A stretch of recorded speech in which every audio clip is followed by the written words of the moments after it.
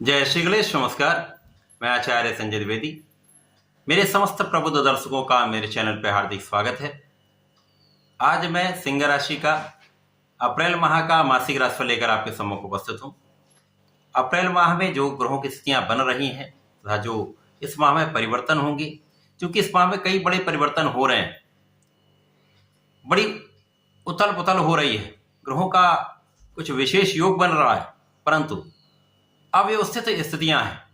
ये किस प्रकार से सिंह राशि के जातकों को लाभ देने वाले हैं, किस प्रकार से ये माह आपको लाभ दे सकता है अथवा कहां पर समस्या आ सकती है, उसका क्या निराकरण है, संपूर्ण विश्लेषण मैं पूर्ण तरीके के साथ करने जा रहा हूं। प्रिय दर्शकों, ये राशिफल आपके चंद्र राशि पर आधारित है, अर्थात आपकी जन्म कुंडली में यदि 5 नंबर में चंद्रमा है तो आपकी सिंह राशि। अब सिंह राशि सूर्यदेव की राशि। सूर्यदेव जो 9 ग्रहों में राजा है, उसी प्रकार से इनका सामर्थ्य है, क्षमता है, कर्तव्य है, उत्तरदायित्व है। तो सर्वाधिक बलवान ग्रह सूर्यदेव हैं, जिनमें जन्मजाति ही शासन सत्ता का गुण होता है, नेतृत्व का गुण होता है। अब प्रारंभिक समय जो ग्रहों की स्थितियां वो किस प्रकार हैं? द्वितीय भाव में केतु होंगे, आपके पंचम भाव में चंद्रमा प्रारंभिक समय में होंगे, आपके सप्तम भाव जो अत्यंत प्रबल स्थिति में आ चुका है, जहां पर शनिदेव उदय हो चुके हैं। मंगल भी यहां पर होंगे जो सूर्यदेव के मित्र हैं, सेनापति हैं। अष्टम भाव में 3 ग्रहों का योग बन रहा। प्रारंभिक समय में यहाँ पर सूर्यदेव भी होंगे राहु के साथ, और यहाँ पर शुक्राचार्य भी होंगे। तो त्रिग्रही योग यहाँ पर आपके अष्टम भाव में है। नवम भाव जो अत्यंत विस्तृत है, बड़ा बलशाली हो रहा है, यहाँ पर गुरु और बुध का संयोग बन रहा है, जो महाभाग्यशाली आपको बनाने वाला है। प्रारंभिक समय से ही देखें तो स्थिति अत्यंत प्रबल है। 2 अप्रैल को बुध जो नवम भाव में गोचर कर रहे हैं वो वक्री अवस्था में आएंगे। 9 अप्रैल को अपनी राशि का परिवर्तन करके अष्टम भाव में चले जाएंगे। इसके पश्चात पूरा माह यहीं रहने वाले हैं, परंतु 25 अप्रैल से ये मार्गी हो जाएंगे। 13 अप्रैल को सूर्यदेव जो अष्टम भाव में वो नवम भाव में पहुंच जाएंगे। अत्यंत विशाल इनका प्रभाव मिलने वाला है। 23 अप्रैल को मंगल जो सप्तम में है अष्टम भाव में चले जाएंगे। 25 अप्रैल को शुक्राचार्य जो अष्टम भाव में वो भाग्य भाव में आएंगे। कई बड़े योग यहां पर बनने वाले हैं। 2 बार चतुर्ग्रही योग बनेगा, 2 बार त्रिग्रही योग बनेगा, जो निश्चित रूप से समस्त राशियों को प्रभावित करेगा। परंतु यहां पर सूर्यदेव की राशि सिंह राशि के लिए विशेष स्थितियां बन रही। प्रारंभिक समय से ही त्रिकोण तथा त्रित्रिकोण का आपसी गज केसरी भाव बनना महालाभकारी हो रहा है। यहां पर भाग्य और पंचम का संबंध बन रहा है, तो निश्चित रूप से समय में आपके ज्ञान का भाव अत्यंत विस्तृत होने वाला है। शिक्षा ज्ञान से विशेष लाभ आप लेने वाले हैं। जो विद्यार्थी गण है उनके लिए सर्वश्रेष्ठ समय है। बुद्धि बल अत्यंत श्रेष्ठ होगा, क्योंकि ये बुध साथ में है, तो आप महाबुद्धिमान हो रहे हैं, कुशाग्र हो रहे हैं। तो यदि आप परीक्षाएं दे रहे हैं तो यहाँ पर सर्वश्रेष्ठ आपको लाभ मिलेगा। जो लोग प्रतियोगिता परीक्षा की तैयारी कर रहे हैं, सरकारी नौकरी का प्रयास कर रहे हैं, प्रशासनिक सेवाओं की तैयारी कर रहे हैं, 100% उनके लिए बहुत बड़ा योग है, जिससे में उनको सफलता के सर्वश्रेष्ठ स्थितियां बन रही। इसी प्रकार संतान प्राप्ति का योग बनेगा, संतान से सुख भी मिलेगा, संतान भी बहुत अच्छी रहने वाली, श्रेष्ठ संतान प्राप्ति का योग बन रहा है। इसी प्रकार से प्रेम संबंध के लिए ये समय अच्छा है। अब यहाँ पर जो विद्यार्थीगण हैं जो उच्च शिक्षा लेना चाहते हैं, उनके उच्च शिक्षा का मार्ग प्रशस्त हो जाएगा। उच्च शिक्षा के लिए बहुत अच्छा करना है। जो उच्च शिक्षा ले रहे हैं उनके लिए बहुत अच्छा है, सफलता के योग बन रहे हैं। इसी के साथ साथ आपके लग्न अत्यंत प्रबल है। लग्न पर कई बड़े ग्रहों का प्रभाव है। यहाँ पर गुरु और बुध का प्रभाव लग्न पर पड़ रहा है, कि संयुक्त रूप से है तो इनका प्रभाव पड़ता है।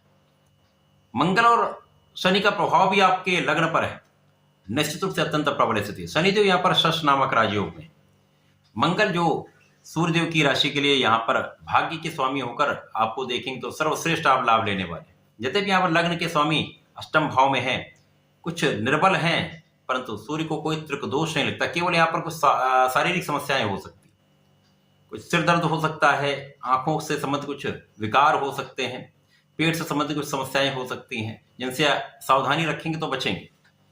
कोई बड़ा यहाँ पर योग नहीं, कोई कष्टदायी योग नहीं है। अष्टम भाव भी प्रबल है, क्योंकि राहु के साथ है। केवल यहाँ पर क्या करना है, अपने पिता के साथ संबंध अच्छे रखने हैं, पिता का आदर करना है, पिता का सम्मान करना है, पिता से आशीर्वाद लेना है, अपने उच्चाधिकारियों के साथ एक समन्वय बना के चलना है, अपमान नहीं करना, वाद विवाद नहीं करना। अब शनि मंगल तो आपको सर्वाधिक रूप से यहाँ पर प्रभावी बना रहे हैं, मंगल की ऊर्जा आपको मिल रही है, तो निश्चित रूप से यहाँ पर बहुत प्रबल स्थिति है।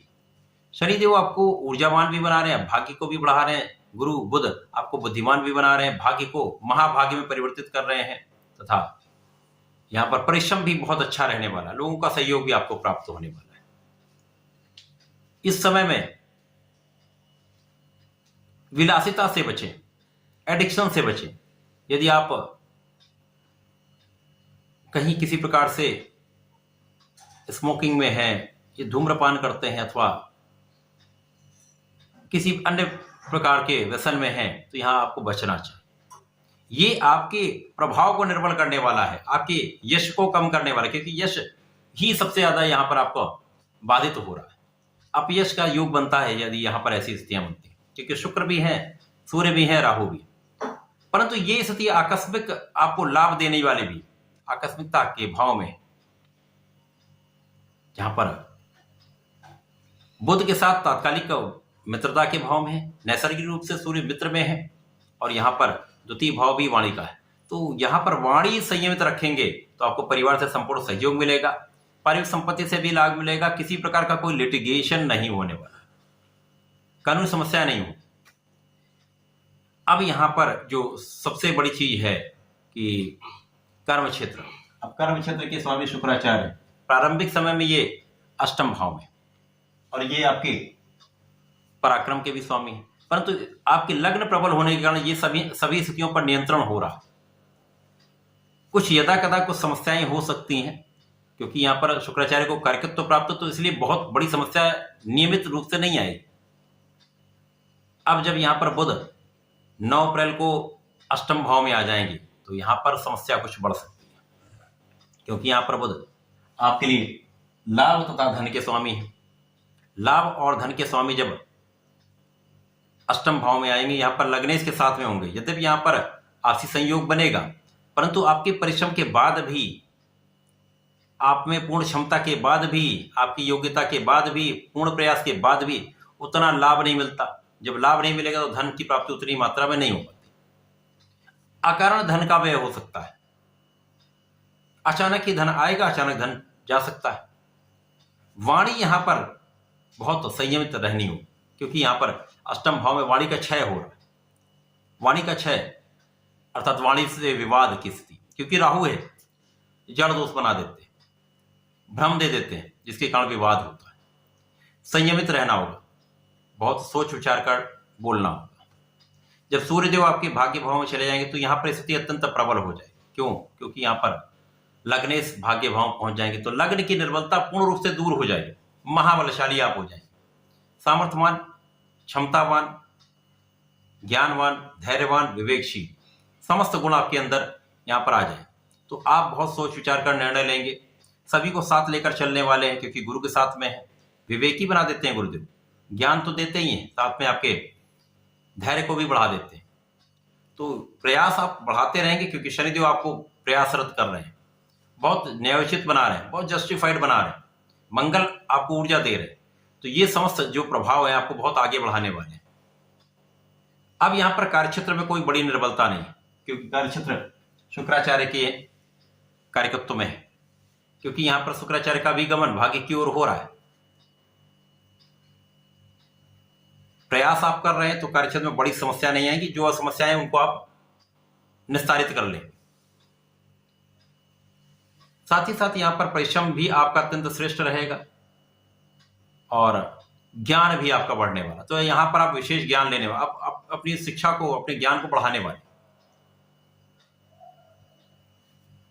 इसके पश्चात मंगल का परिवर्तन आपके अष्टम भाव में होगा। अब मंगल जो यहां पर भाग्य के स्वामी है, शुक्र के स्वामी होकर अष्टम में जाएंगे, राहु के प्रभाव में होंगे। यहां पर लग्न अत्यंत प्रबल है, आप क्षमतावान हैं, आप बहुत योग्य हैं, सब कुछ बहुत अच्छा है, लेकिन भाग्य निर्भर हो जाता है। भाग्य जब निर्भर हो जाएगा तो आपके प्रयास के बाद भी उतना लाभ नहीं मिलता है, क्योंकि पराक्रम, भाग्य एक दूसरे के सीधे, बिल्कुल सीधे 180 डिग्री पर। परिश्रम करने के साथ यदि भाग्य साथ दे देता है तो आप सर्वश्रेष्ठ लाभ लेते हैं। अब यहाँ पर परिश्रम तो आपका अच्छा हो रहा है, पूर्ण क्षमता के साथ आप लगे हुए, आप ज्ञानवान भी हैं, संपूर्ण प्रयास भी कर रहे हैं, लेकिन आपका भाग्य साथ नहीं दे रहा, तो यहाँ पर संपूर्ण सफलता नहीं मिलती। कहीं जाकर एक स्थिति में आप अटक जाते हैं, उतनी जो आपकी कैपेसिटी है उस कैपेसिटी के अनुसार आपको लाभ नहीं मिलता, धन नहीं मिलता, तो कहीं ना कहीं फ्रस्ट्रेशन भी आता है, तो विवाद बढ़ने की आशंका होती है, क्योंकि यहाँ पर बुध भी होंगे, मंगल भी है, अंगारक दोष भी बनेगा, जड़ दोष भी बनेगा। तो यहाँ पर इस स्थिति से आपको बचना होगा। परिवार के बीच में पूर्ण सामंजस्य रखें, क्योंकि परिवार में सबसे अधिक विवाद की संभावना है।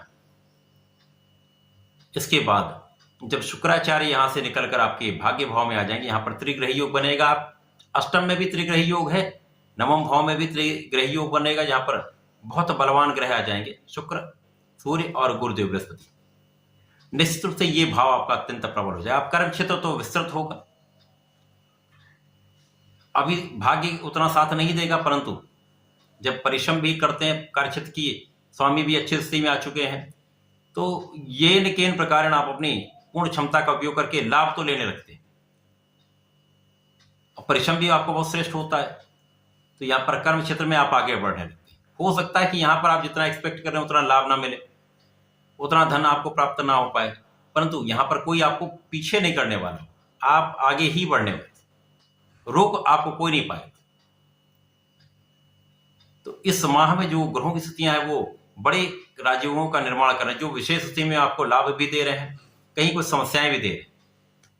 इस माह में सिंह राशि के जातकों को नियमित रूप से भगवान सूर्यदेव को जल देना चाहिए। इसके साथ ही साथ प्रत्येक रविवार को भगवान भोलेनाथ पर जलार्चन करें। जलार्चन के साथ ही साथ यहाँ पर आपको भगवान भोलेनाथ पर लाल चंदन का अर्पण करना चाहिए। ये थोड़े से शहद का अर्पण करेंगे तो स्वास्थ्य समस्याओं से भी बचेंगे, समृद्धि भी बढ़ेगी, धन का अनावश्यक व्यय भी नहीं होगा, तथा जीवन में प्रगति भी आपकी होगी।